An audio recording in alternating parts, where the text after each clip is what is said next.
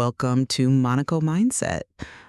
This is a channel where we explore the world's most exclusive lifestyles, the psychology of success, wealth creation, luxury living, and really the habits that separate the extraordinary from the ordinary. Right, exactly. And if you're passionate about entrepreneurship, investing, financial freedom, and just wrapping your head around the mindset of the ultra-successful, well, you're definitely in the right place. We really dive deep into how global wealth actually operates. Yeah, we do. So please take a second to subscribe if you haven't already. It really helps us bring you these deep dives. For sure. But for now, let's just jump right into the main discussion. Welcome to the debate. If you dive deep enough into the ocean, the water pressure becomes so immense that it can literally crush a submarine. Right. But the organisms living down there in the absolute dark, they survive. And they survive because they are structurally built for it. Yeah, their biology has entirely adapted to that deep sea environment, over millions of years of evolution. I mean, they don't even feel the weight of the water. Exactly. But if you take a normal human being and drop them into that exact same environment, no matter how much they mentally prepare or no matter how positive their mindset is, the structural reality of that pressure will crush them. Wow, okay. That is a heavy analogy. Well, it fits perfectly because today we're looking at a reality most of us dream about, which is extreme wealth. We assume it's a sunlit paradise, right? But we are asking, is it actually an atmospheric crusher? It's a fascinating question, especially because our society is so deeply conditioned to believe that money just automatically creates happiness, fulfillment, and absolute peace of mind. Yeah, it's the ultimate dream. And yet, when you look at the real-world experiences of successful entrepreneurs, athletes, celebrities, you often see profound loneliness, severe trust issues, and just this intense psychological pressure. You really do. So the central question we are exploring today is this. Are the severe psychological and social cost of extreme success inevitable structural consequences of acquiring immense wealth? Or on the flip side, are they avoidable symptoms of mismanaged values, status competition, and lifestyle inflation? Right. The classic debate of environment versus psychology. Exactly. And I am taking the position that reaching the top inherently imposes unavoidable structural isolation and intense pressure. It fundamentally alters a person's reality. The wealth itself changes the physics of your life. And I will be arguing that these dark sides are not caused by the wealth itself, but by psychological traps. We need to clearly separate financial capital from luxury addiction, poor boundary setting, and the whole problem of, never enough.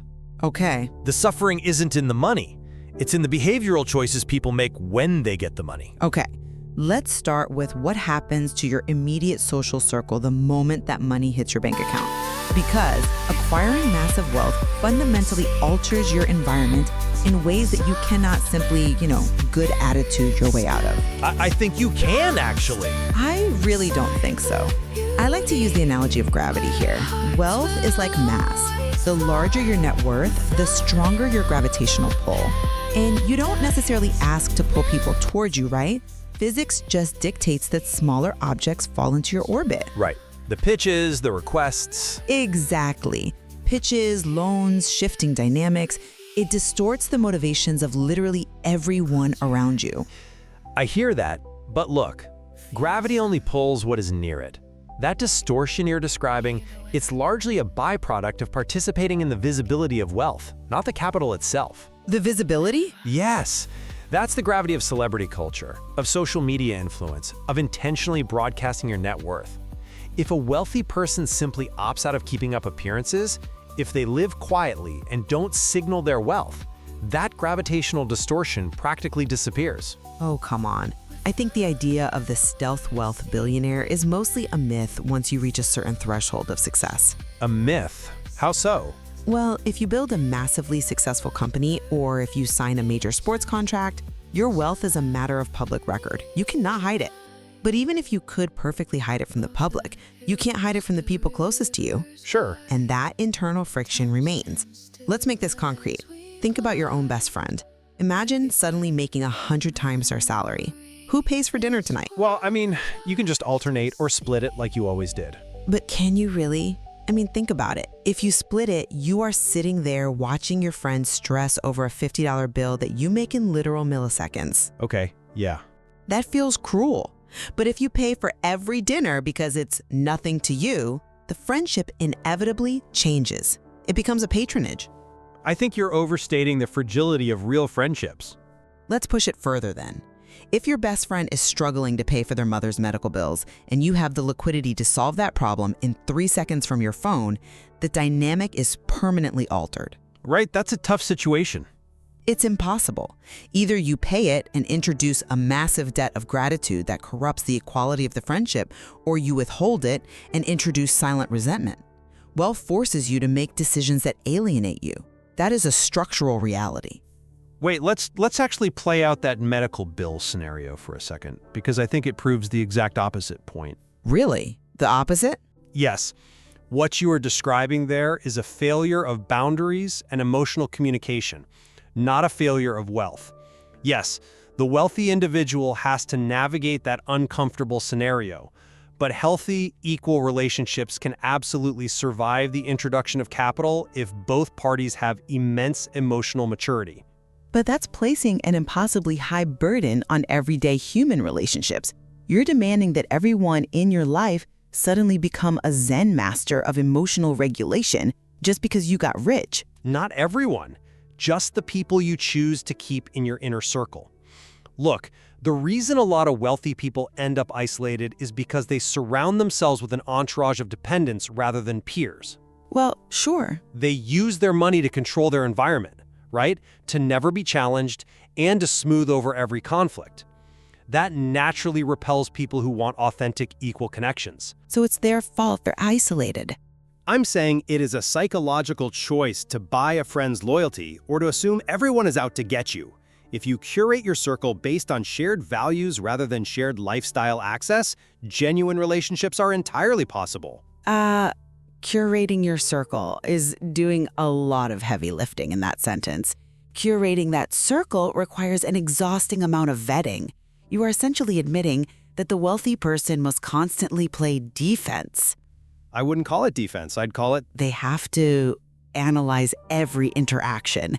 Is this person laughing at my joke because it's funny or because I'm flying them to Aspen tomorrow? How do you ever truly know? You know because you observe their character over time, just like anyone else does. Trust isn't magically easier for middle-class people. The stakes are just different. But the stakes change the mechanism of trust. And even if a billionaire somehow curates that perfect, authentic, perfectly boundaried circle of friends, they're still left alone with the sheer mechanical anxiety of their assets. Mechanical anxiety? Yes. You can boundary set your friends, but you can't boundary set cross-jurisdictional tax law, and that leads to the internal psychological burden. The lifestyle that initially feels like ultimate freedom eventually metastasizes into an obligation. Wait, how so? Because having the resources to solve problems should alleviate pressure, not create it. Because when you build massive wealth, you aren't just sitting like a dragon on a pile of gold coins. You are managing a highly complex machine. You're employing hundreds of people, you're dealing with tax liabilities, managing wealth advisors, and constantly navigating lawsuits. Well, yes, if you're actively running a business. You have a target on your back. Becoming rich creates an entirely new set of complex problems that everyday people literally do not have the vocabulary for. And with that comes a profound fear of losing what has been built. The wealthy are terrified of regression. The responsibility becomes a cage. I think you are conflating the management of a massive enterprise with the actual experience of wealth. They go hand in hand for most self-made wealthy individuals. But they don't have to. Someone who sells their company for $100 million, puts it in broad index funds, and retires does not have to deal with cross-jurisdictional tax liabilities and relentless lawsuits, unless, of course, they actively choose to continue playing the game of empire building. That's a big unless. And that is exactly my point. The atmospheric pressure you are talking about only becomes toxic when a person suffers from achievement addiction, the fundamental problem of never enough. It isn't always a pathological achievement addiction, though. Sometimes it is just the quiet, insidious creep of lifestyle inflation. You upgrade your life, right? Right. First it's the house, then it's your security, then it's the way you travel. Suddenly, you have a staff. You have a property manager, a pilot, a chef, a security detail. You have now built an infrastructure that requires a massive monthly burn rate just to sustain your basic existence. Okay, but You aren't flying private to show off anymore. You're doing it because your schedule demands it and your security requires it. But now you have to keep earning to feed the machine you built. But nobody forced them to build that machine. Lifestyle inflation is the very definition of an avoidable psychological trap. Is it entirely avoidable, though? Absolutely. No one structurally forces you to buy a private jet or hire a full-time chef. People do that because they are keeping up appearances. They look at their new peers and feel inadequate. Ah, We have decades of scientific studies on emotional well-being and life satisfaction that consistently show us one thing. Once your basic needs and reasonable comforts are met, additional money does not yield additional happiness. true. The data does show that. Right. The suffering of the ultra-rich happens when they try to extract spiritual or emotional meaning from material success. They reach one goal, they experience the hedonic treadmill, where the thrill of the new purchase wears off in a month, and instead of realizing that money won't fix their internal void, they just set a bigger financial goal. That is a psychological failure, pure and simple. Okay, I hear you calling it a psychological failure, but I think we are letting human nature off the hook here. how so? We can't just dismiss the biological drive for status. Human beings are inherently hierarchical creatures. Our brains are hardwired to assess our standing in the tribe. When you enter a new stratosphere of wealth, your peer group inherently changes. Let's talk about the mechanism of relative deprivation theory. By all means, unpack that. So, relative deprivation theory explains that we don't judge our wealth in absolute terms, right? We judge it relative to the people immediately around us. Okay. If you have $10 million, but you move into a neighborhood where everyone has $100 million, your brain literally resets its dopamine baseline. You stop comparing yourself to your old high school friends. You compare yourself to the billionaires at the country club. Because you chose to join that country club. But in that room, you feel biologically, viscerally poor. Your brain signals that you are at the bottom of the hierarchy, which triggers anxiety and a drive to accumulate more. That isn't a conscious moral choice to be greedy or miserable. It is a subconscious evolutionary adaptation to your new environment. You say they should just choose not to engage in status competition, but that ignores how human neurobiology operates. It doesn't ignore our neurobiology at all. It demands cognitive override, which is entirely within human capability. But how does someone practically achieve that cognitive override when their entire daily environment is specifically designed to prevent it? It requires an active daily practice of defining what enough means for you, completely independent of your peers. Look, if you are smart enough to build a billion-dollar empire, you are smart enough to recognize the mechanics of the hedonic treadmill you just described. Intelligence doesn't always equal emotional insight. Fair. But you have to intellectually acknowledge my brain is tricking me into feeling poor because my neighbor has a bigger yacht. What the truly enlightened wealthy understand is that the ultimate luxury isn't the mega yacht. It's time, it's health, and it's autonomy. You look at the people who successfully navigate extreme wealth without losing their minds, and they all share one trait. They have actively decoupled their self-worth from their net worth. Okay, let's test that theory. Let's look at a demographic that hasn't built the empire, that hasn't developed the intellectual tools for that cognitive override, but is forced to live in the shadow of that wealth anyway. You're talking about the children. The children of the wealthy, yes. If we move from the individual psychological burden to the multi-generational impact of wealth, my argument gets even stronger. Even if a founder somehow manages their own psychology, they absolutely cannot protect their children from the structural reality of growing up in a wealthy ecosystem. I have to disagree there. Generational wealth only ruins children when the parents use money as a substitute for active parenting. No, it's more than just a parenting style. If you hand a teenager a limitless black card, never tell them no, and give them zero responsibilities, Yes, you will destroy their ambition and probably their character. But again, that is a values misalignment within the family culture. It is not an inevitability of the capital itself. You're assuming that parents have total control over the environment, but you are drastically underestimating the environmental osmosis of growing up ultra-rich. Osmosis? Explain what you mean by that in practical terms. I mean that children absorb the reality of luxury through their skin, just by existing in the space. Even if the parents are strict, even if they refuse to give them an allowance, and even if they make the kid do chores, the child is still growing up in a 10,000 square foot estate. Sure, they see it. They are still flying home from vacation on a Gulf Stream.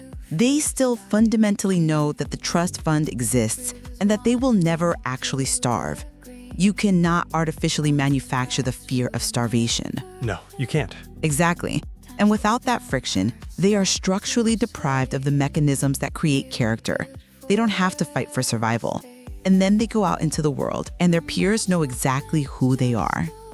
But they face the exact same trust issues and isolation we discussed earlier. The fake friends, the people using them for access, but they face it at 18 years old without the benefit of having built the resilience that the founder did over a 30-year career.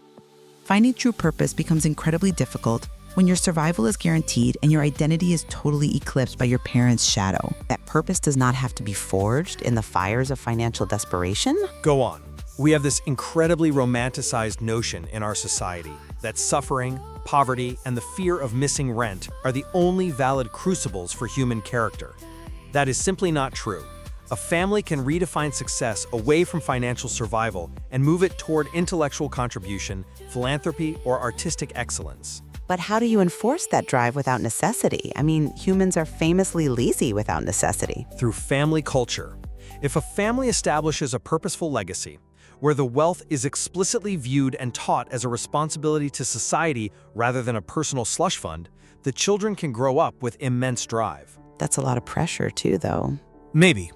But the trap of generational wealth is the quiet assumption that the ultimate goal of life is leisure. If the family culture dictates that the goal of life is contribution, the money becomes a lever to do good, not a weight that pulls them down. That sounds beautiful in theory, really. But look at the external forces acting on these kids. Look at the public expectations and the intense societal scrutiny placed on these wealthy families. Scrutiny is everywhere now. But the world watches them, often waiting for them to fail or acting with inherent suspicion toward their success. That public image management is exhausting. Exhausting, sure, if you engage with it. You almost have to. The children of the wealthy are often judged as incompetent nepotism babies regardless of their actual talent or work ethic. The founder is judged as a ruthless, out-of-touch capitalist regardless of how much philanthropy they do. Well, the internet is cruel, yes. That the societal hostility toward extreme wealth creates a structural paranoia. You aren't just a family anymore. You are a public entity. You are living in a fortress, both literally with your security details and metaphorically in who you can trust. That hostility takes a massive toll on a family's emotional well-being, and no amount of family culture protects you from the internet. It only takes a toll if your ego requires the validation of the public. This is exactly what I mean by the psychological trap. I don't think it's just ego. It is, though. The wealthy who suffer from this public scrutiny are the ones who want to be universally loved and admired by the very society they elevated themselves above.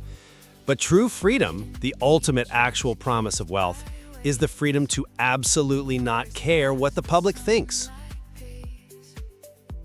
Okay, that's fair. If you have secured your family's health, their time, and their complete autonomy, why on earth are you worried about the opinions of strangers on the internet calling you a nepotism baby? The suffering is born from a massive contradiction. Wanting the extraordinary, exclusive benefits of extreme success, but also demanding the comforting anonymity and universal relatability of an ordinary life. You can't have both. Okay, stop right there. I think that last phrase you just used actually highlights the core of my entire argument today. You just said you can't have both. Right. That is a structural limitation. The loss of anonymity, the loss of relatability, the loss of simple, frictionless human interaction where people don't want anything from you. These are the hidden costs of wealth. They are the mandatory price of admission. I see what you're saying. When millions of people dream of becoming rich, they imagine keeping their exact same life, their exact same friends, and their exact same comfortable anonymity, just with a bigger bank account and a nicer car. But the reality is that extreme wealth obliterates your old life. It forces you into the submarine. It is a one-way door into a high-pressure environment that changes the rules of how you interact with humanity. Okay, it is a one-way door into a new environment, yes. I don't disagree with that. But whether that environment functions as a high-pressure submarine that crushes you, or a vehicle that allows you to explore depths of freedom nobody else gets to see, that depends entirely on the architecture of the mind that walks through that door. So it's all in the mind. Yes. If you walk through it carrying the baggage of status competition, the desperate need for external validation, and a lack of intrinsic purpose, then yes, the wealth will absolutely accelerate your misery. It will just fund your own destruction. Right. But if you walk through that door with a deep understanding that money is simply a tool to reclaim your time and curate your experiences, it is the greatest catalyst for human flourishing that exists. The wealth doesn't change you. It unmasks you. It just amplifies whoever you already were. Wow. Well, as we bring this discussion to a close, it's clear we've uncovered two vital sides of a highly complex reality that most people frankly only ever dream about. I have maintained that the profound structural and social realities of extreme success, the isolation, the altered power dynamics, the gravitational pull of capital, and the unavoidable pressure, permanently and inevitably alter the lives of the wealthy. These are environmental realities, like the pressure of the deep ocean, that require constant, exhausting defense mechanisms. And I have maintained that individuals retain the psychological autonomy to choose purpose over status. The most toxic elements of wealth, like lifestyle inflation, achievement addiction, and the corruption of children, are entirely avoidable if one possesses the necessary emotional intelligence. It requires setting rigid boundaries against the seduction of luxury, sure, but the freedom it buys is entirely real. Where we deeply agree, however, is that the societal dream of wealth is fundamentally flawed.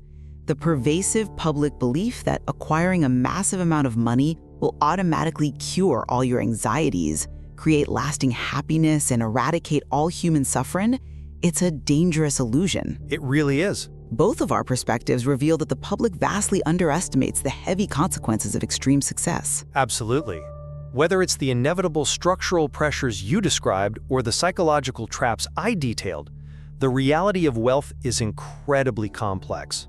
I think there is much more to explore here, particularly in how modern scientific studies continue to measure life satisfaction among the ultra-wealthy, and how our cultural definition of a rich life is actively evolving away from just luxury and moving toward time and autonomy. Well said. Ultimately, understanding both the immense environmental pressures of success and the avoidable traps of luxury inflation is essential for redefining what it truly means to live a well-lived life. We return to the ocean depths.